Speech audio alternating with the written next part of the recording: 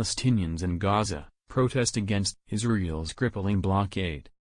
Palestinian medics reported at least 14 people were wounded, including 5 who were shot.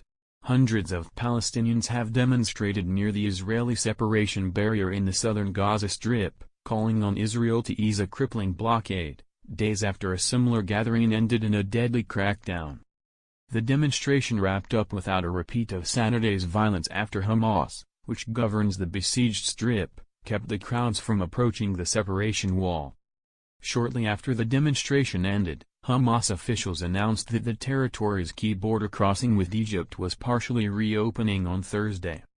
The Israeli military, which had beefed up its forces ahead of the demonstration, said it used tear gas and limited live fire to disperse the crowd. Palestinian medics reported at least 14 people were wounded, including 5 people who were shot. Sohail al-Hindi, a Hamas official, said the group had made a great effort to avoid bloodshed. The protests are an attempt to put pressure on Israel to ease its blockade on Gaza. Israel and Egypt have maintained the blockade since Hamas took power in Gaza in 2007, a year after winning a Palestinian election. The blockade has devastated Gaza's economy and fueled an unemployment rate that hovers at approximately 50%. A Palestinian demonstrator carries an injured woman away from Israeli security forces, following a protest along the separation barrier.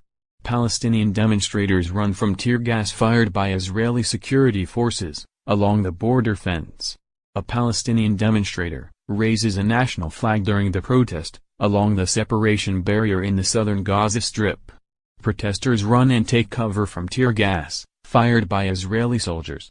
Protesters evacuate a wounded youth during the protest east of Khan Younis. Palestinian medics reported at least 14 people were wounded, including 5 people who were shot. Palestinian protesters gather near the Israeli separation barrier between Israel and Gaza Strip.